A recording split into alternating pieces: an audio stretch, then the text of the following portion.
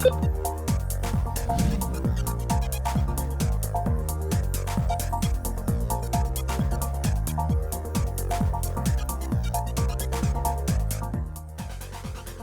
now, from the CFTK-TV studios, this is Open Connection with your host, Robert Pictou.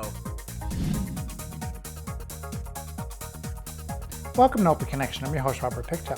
Under the heading of Indigenous People of Northwest Coast on the Canadian Encyclopedia website, it states the primary unit of society everywhere on the Northwest Coast was a large group of kin who usually shared common ancestors.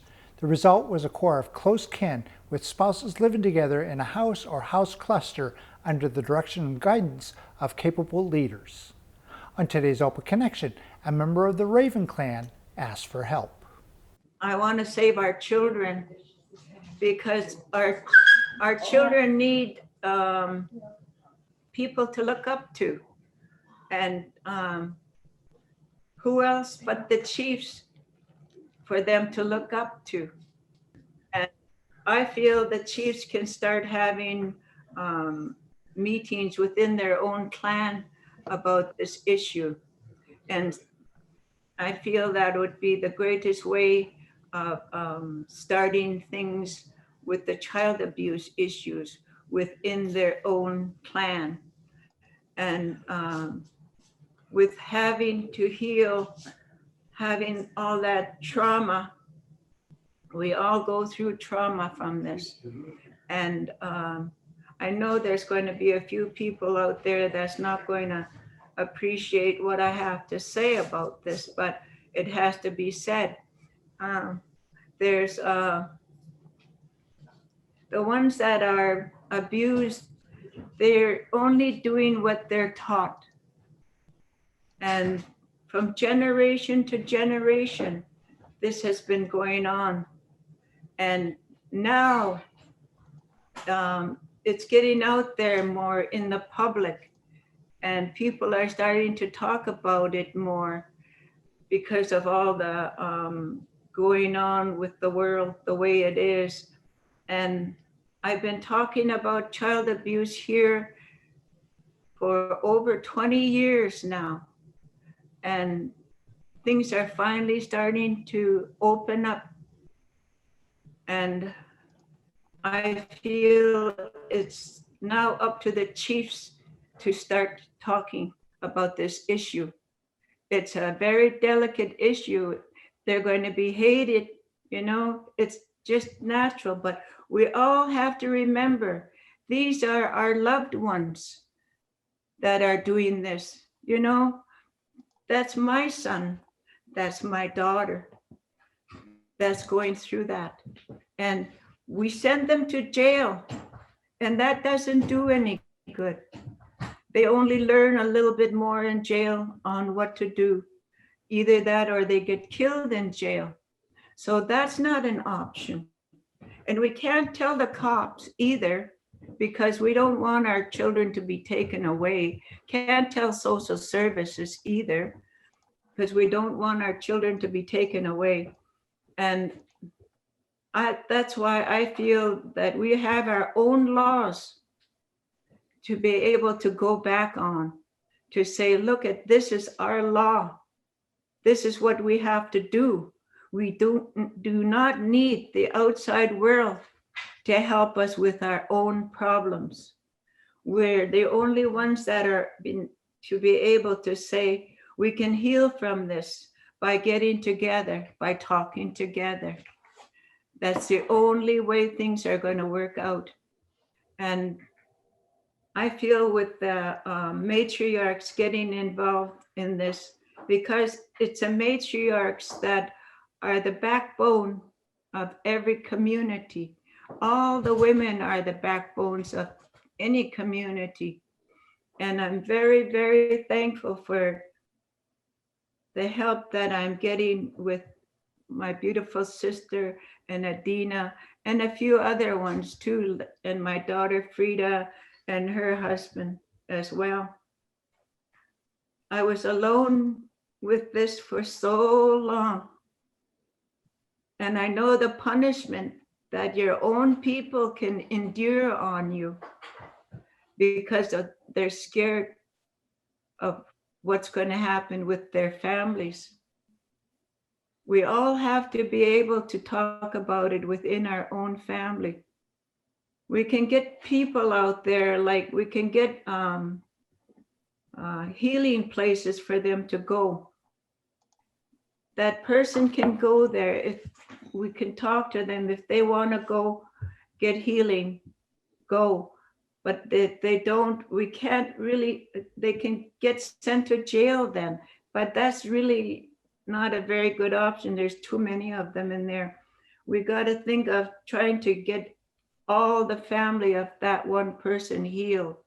And they can go to like a dry out center and go there for a long time. And then after that, bring the family in, and they can all learn together to talk about this one subject so that they can go home and be comfortable in their own community, so that we'll be able to stand up and say, I'm okay now. You don't have to be afraid of me now. Open Connection will be right back after these messages. And now, from the CFTK-TV studios, this is Open Connection with your host, Robert Pictou. Thank you for staying with us. Every society in the world, past and present, has its stories and storytellers. Storytelling is an oral sharing of personal or traditional stories, and it's one of the earliest art forms.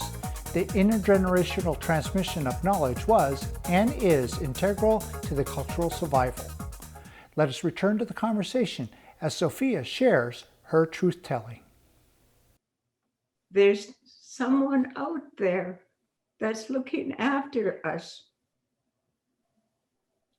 I feel it in my heart, because there's not just child abuse, there's mental abuse from it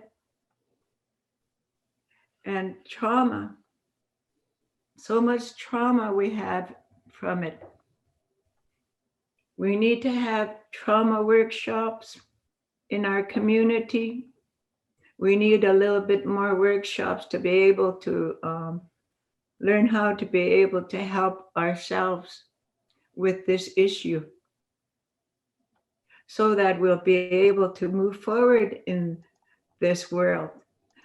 That's one of the biggest things that are holding the Native people behind, is because they can't trust each other. There's no feeling whatsoever when they're out there in the world that where they can turn around and help. They're not going to be helping. Oh, I was hurt there. I was molested there. I was shunned there. They're not going to get my help with that kind of an attitude, and they're out there. And we can't have that anymore. We can't have that in our politicians anymore, because there's politicians out there as well that are child abusers, and they can't hide from it anymore either, because lots of them are coming out and saying, he abused me. And what do they do about it? Some of them just get a little slap on the hand too. And these are politicians, And, there's so many of them that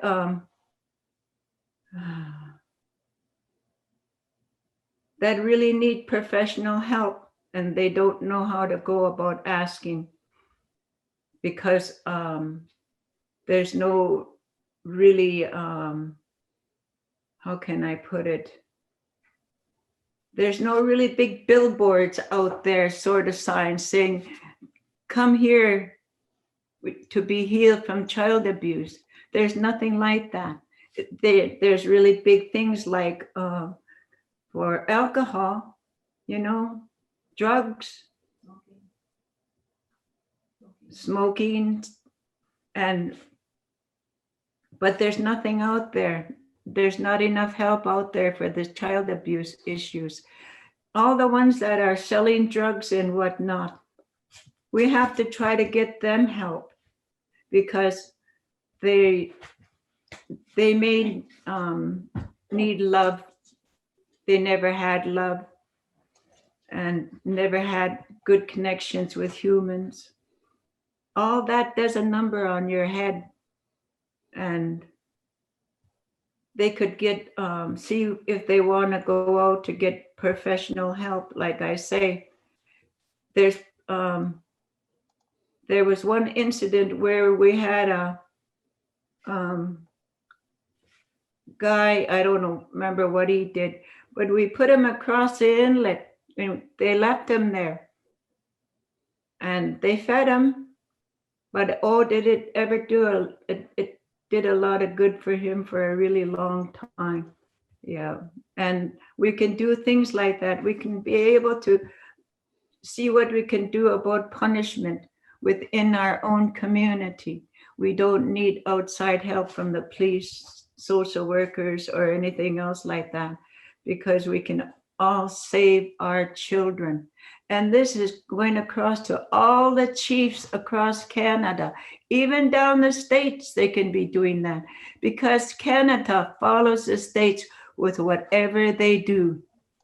And it would be great if we can all get together on this one subject: healing, save our children, idle no more. Be brave enough to stand up and say, I want to be healed from this. I want to be able to stand up and say to my children, now I can save you from this.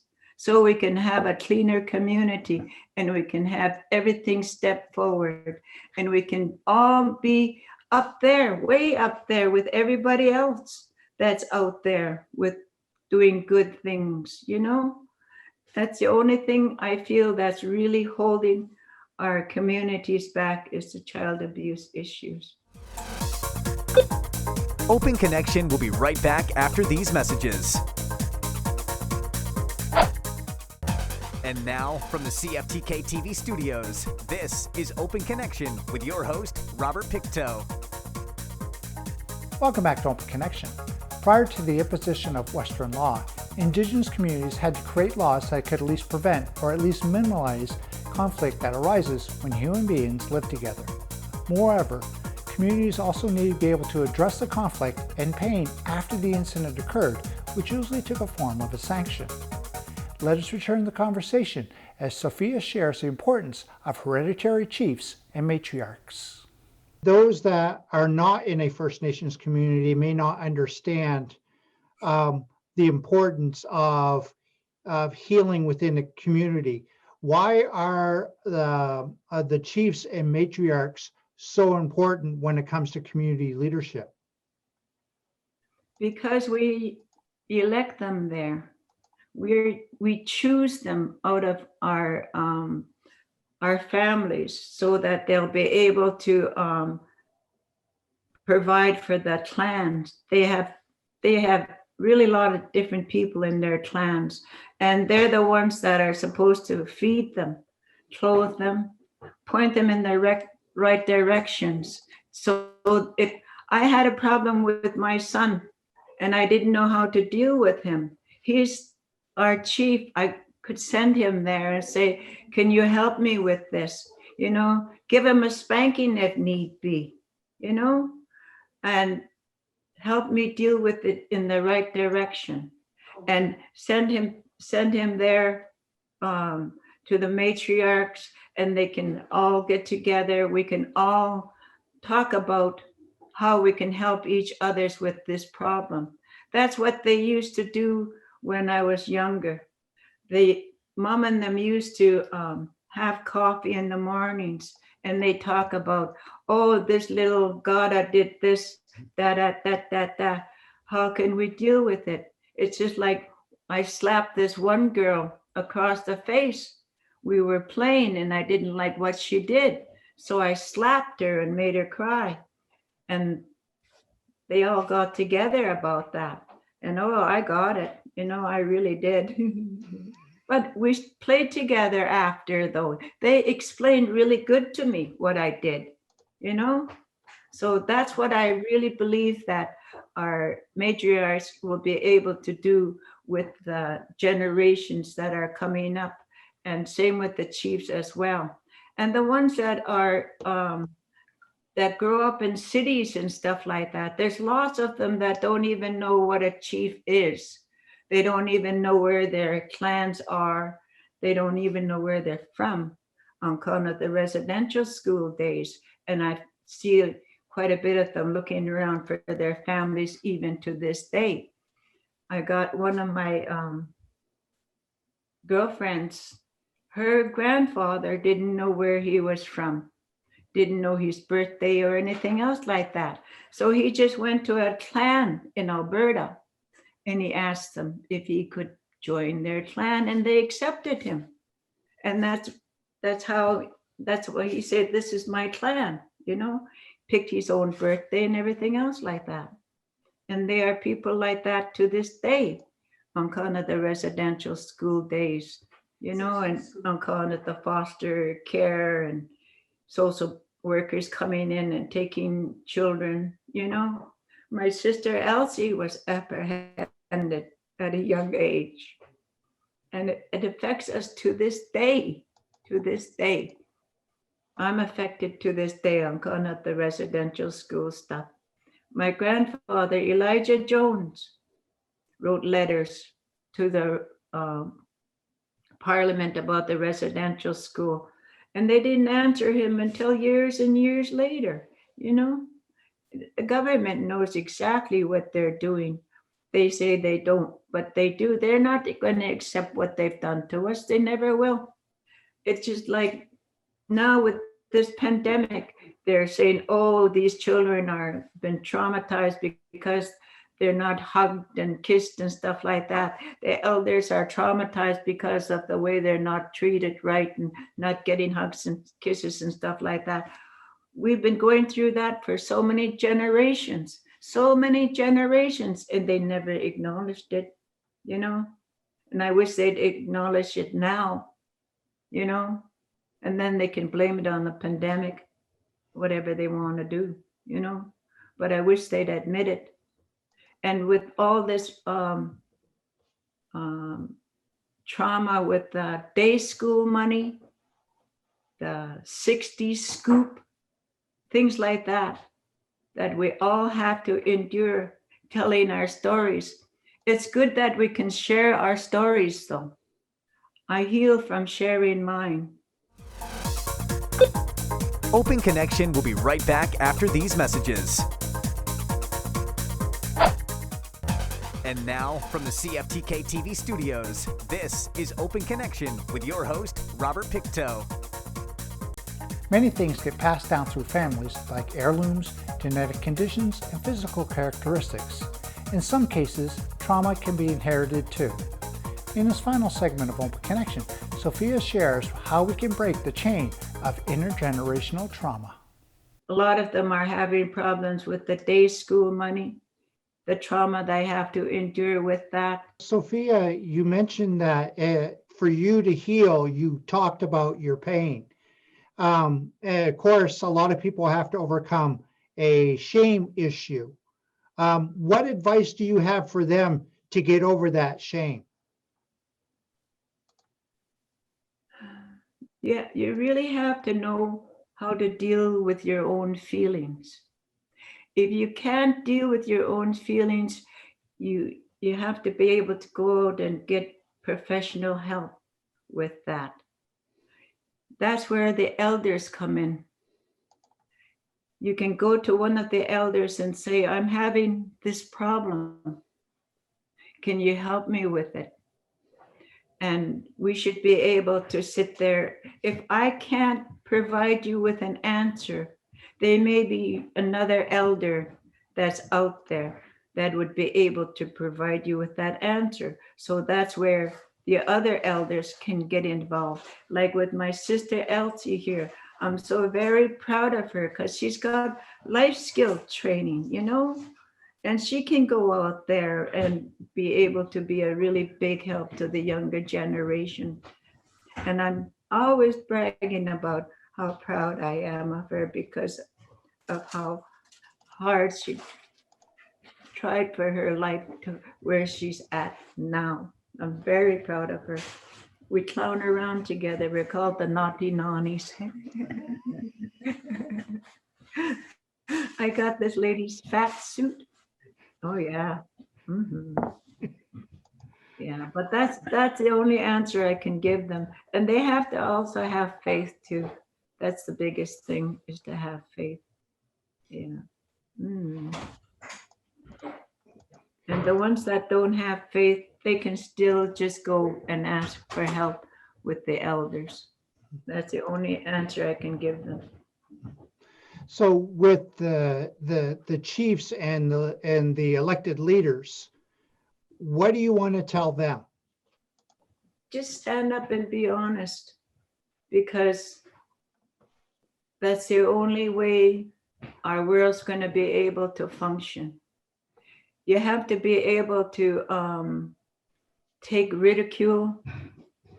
You have to be able to stand up to everything that's pushed at you without lashing back at them. Lashing back at them's not the answer. It doesn't help any. You have to be able to have the patience with your own people. That's why I say you always have to have a really good grip on your own feelings. My grandfather taught me when I was really, really young on how to deal with my feelings. So I'm really happy he did that, because I don't panic. I jumped out of a house fire and smashed nearly every bone in my body. And I didn't panic. And I'm always thankful to the Lord on account of that. Yeah, he was the one that saved me. My husband, I tied up a bunch of sheets and stuff like that, and I threw it out the window and put clothes on there because of the broken glass. And I'm hanging on to the sheet, hollering at my husband, tie the sheet to the bed, but he didn't, and I'm hanging on to like this while my son is climbing out. And what does he do? He climbs right out after my son. And I thought, wow, okay. Anyway, I was like this. I tied the sheet to the bed. And then when I ran to the window, I was gonna climb out. I was just on the windowsill, and then what they call a backdraft hit me, and I went flying out, right out, and I landed really good on my rear end, smashed both feet, hairline fracture up my spine, and I'm lucky I'm alive. I really am. Thank my niece Adina here too. She's a matriarch, and she's brave enough to stand with us, and I'm very, very, very proud of her. Thank you for joining us for this episode of Open Connection. The greatest distance in the existence of man is not from here to there, but the connection from his mind to his heart. If we can conquer that distance, we can soar like an eagle and realize our mystery within. I'm Robert Pictou.